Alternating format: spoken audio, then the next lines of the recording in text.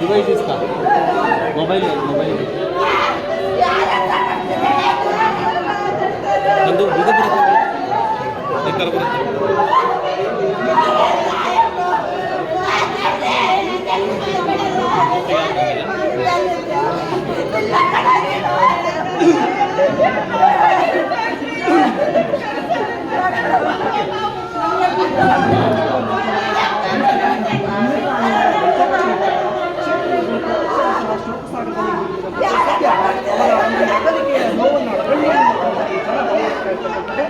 ಇಲ್ಲಿ ವಾಣಿವಿಲಾಸ ಸಾಗರ ಕೇವಲ ಒಂದೇ ಒಂದು ಅಡಿ ನೀರು ಮಾತ್ರ ಇತ್ತು. ಆಗಲೂ ಕುಡಿಯೋಕ್ಕೂ ನೀರಿಗೆ ಭಾಳ ತೊಂದರೆ ಇತ್ತು.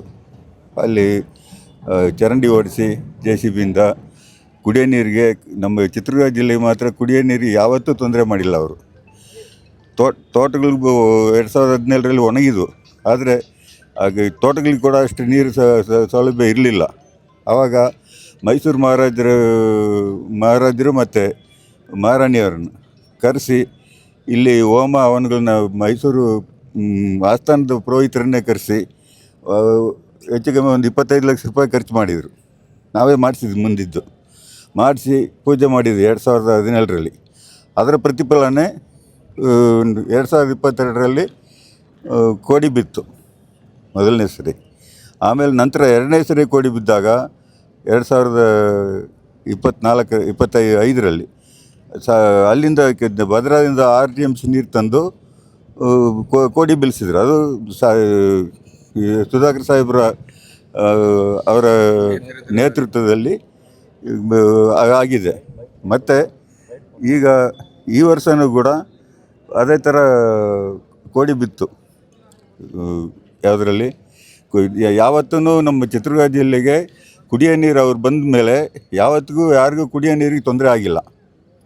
ಅದನ್ನು ಅವರು ಗಮನದಲ್ಲಿ ಇಟ್ಕೊಂಡು ಕೆಲವು ರೈತರಿಗೆ ತೋಟಗಳು ಒಣಗಿದ್ವು 2017ರಲ್ಲಿ. ಆದರೂ ಕೂಡ ಕುಡಿಯೋ ನೀರಿಗೆ ಮಾತ್ರ ತೊಂದರೆ ಮಾಡಿಲ್ಲ ಅವರು. ಇಲ್ಲ ಅನ್ನೋದು ನಮಗೆ ಅದು ಹೊರಗಡೆ ಹೇಳೋಕ್ಕಾಗಲ್ಲ, ಅಷ್ಟು ದುಃಖದಲ್ಲಿದ್ದೀವಿ. ಅಭಿಮಾನಿ ಲಕ್ಷಾಂತರ ಜನ ಇದ್ದಾರೆ. ಅವರು ಸಹಾಯ ಪಡ್ಕೊಂಡಿರೋರು ಹೇಳಲಿಕ್ಕೆ ಸಾಧ್ಯ ಇಲ್ಲ. ಅಷ್ಟ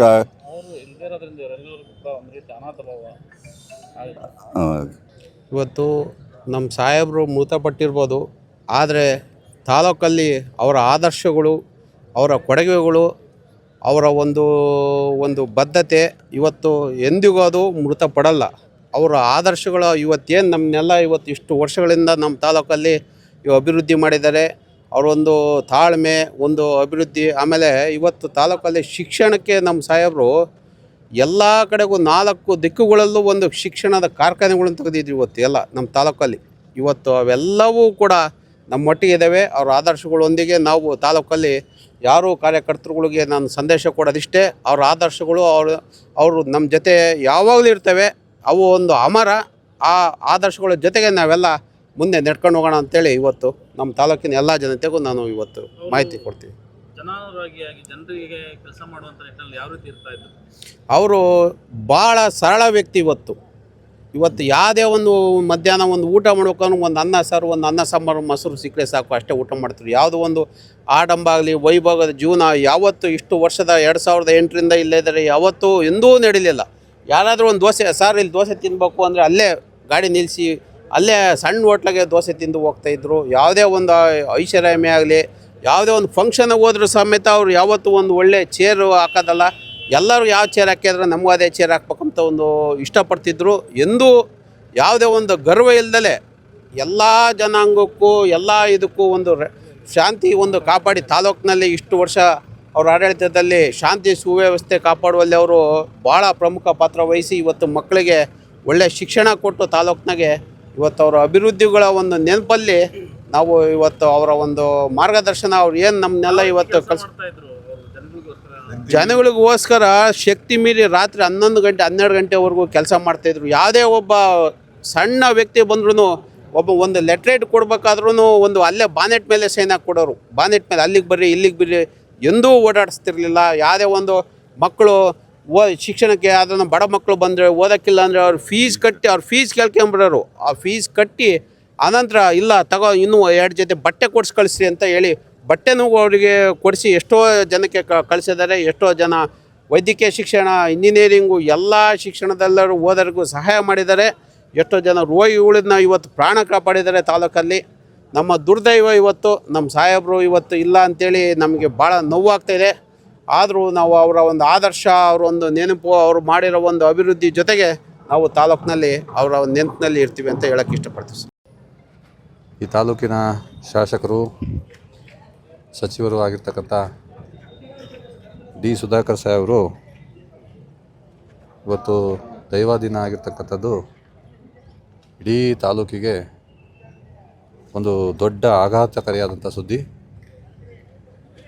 ಏನು ಕಳೆದ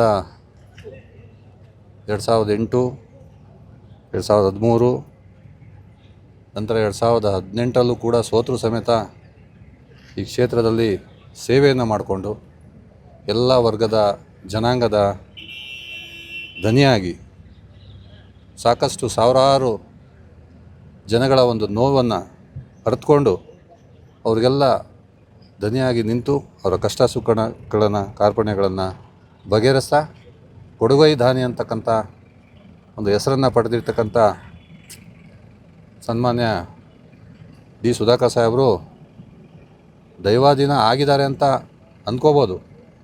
ಆದರೆ ನಮ್ಮ ಮನಸ್ಸಲ್ಲಿ, ಈ ತಾಲೂಕಿನ ಈ ಕ್ಷೇತ್ರದ ಜನರ ಮನಸ್ಸಲ್ಲಿ ಉಳ್ಕೊಂಡು ಶಾಶ್ವತವಾಗಿ ಉಳ್ಕೊಳ್ಳತಕ್ಕಂಥ ಕೆಲಸ ಕಾರ್ಯಗಳನ್ನು ನಮ್ಮೊಟ್ಟಿಗೆ ಮಾಡಿಕೊಂಡು ಅವರು ಮಾಡಿರ್ತಕ್ಕಂಥ ಸೇವೆ, ಅವರ ನೆನಪು ಯಾವತ್ತೂ ಕೂಡ ಯಾರೂ ಮರೀಲಿಕ್ಕೆ ಸಾಧ್ಯ ಇಲ್ಲ.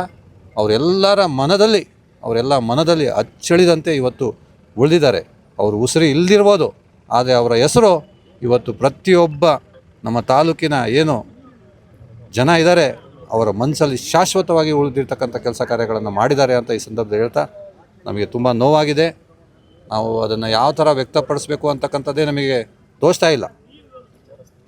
ನೀವು ನೋಡಿದಾಗೆ ಈ ಕ್ಷೇತ್ರಕ್ಕೆ ಒಳ್ಳೊಳ್ಳೆ ಕಾರ್ಯಗಳು ಮಾಡಿದ್ರು. ಹಿಂದೆ ಬರ ಬಂದಂಥ ಸಂದರ್ಭದಲ್ಲಿ ಮೇವನ್ನ, ಬೀಜಗಳನ್ನ ಬಿತ್ತಿದಂಥದ್ದಾಗಿತ್ತು, ಬೇರೆ ಬೇರೆ ಕೆಲಸಗಳು ಯಾವನ್ನ ಸ್ಮರಿಸ್ತಾರೆ ಸಂದರ್ಭದಲ್ಲಿ ಅವರು ಬಂದಿದ್ದೇ ಪ್ರಾರಂಭದಲ್ಲಿ ಈ ಕ್ಷೇತ್ರದಲ್ಲಿ ಶಿಕ್ಷಣವನ್ನು ಕೊಟ್ಟಿರ್ತಕ್ಕಂಥದ್ದು.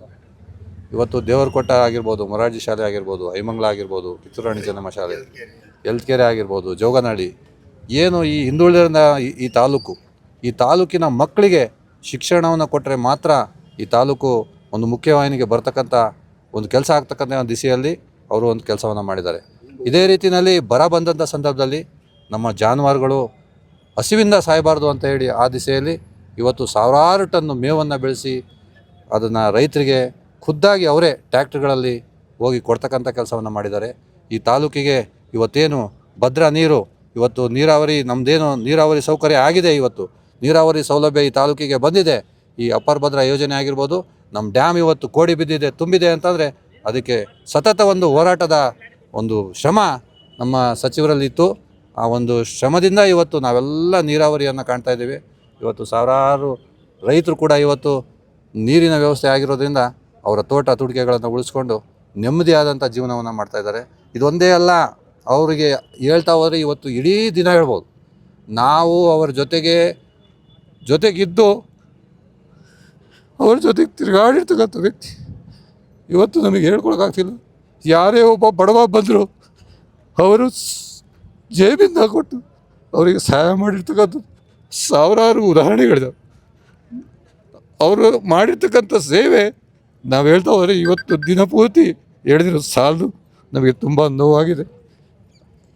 ಎಲ್ಲ ಸಾಮಾನ್ಯ ಜನರಿಗೂ ಕೂಡ ಆ ನೋವನ್ನು ಸಹಿಸ್ಕೊಳ್ತಕ್ಕಂಥ ಶಕ್ತಿ ಆ ಭಗವಂತ ಕೊಳ್ಳಿ ಅಂತಕ್ಕಂಥ ಮಾತನ್ನು ಹೇಳ್ತಾರೆ. ನನ್ನ ಮಾತು ನಿರ್ಭೀತ, ನಿಷ್ಪಕ್ಷಪಾತ, ವಿಶ್ವಾಸಾರ್ಹ ಸುದ್ದಿಗಳಿಗೆ ಮತ್ತೊಂದು ಹೆಸರಾಗಿರುವ ನ್ಯೂಸ್ 18 ಕನ್ನಡ ಈಗ ಆಪ್ನಲ್ಲೂ ಲಭ್ಯವಿದೆ. ದಯವಿಟ್ಟು ಇಲ್ಲಿರುವ QR ಕೋಡ್ ಸ್ಕ್ಯಾನ್ ಮಾಡಿಕೊಂಡು ಆಪ್ ಡೌನ್ಲೋಡ್ ಮಾಡೋದಕ್ಕೆ ಮರಿಬೇಡಿ. ನಿಮ್ಮ ಬೆಂಬಲ ಹೀಗೆ ಸದಾ ನಮ್ಮೊಂದಿಗಿರಲಿ. ಧನ್ಯವಾದ.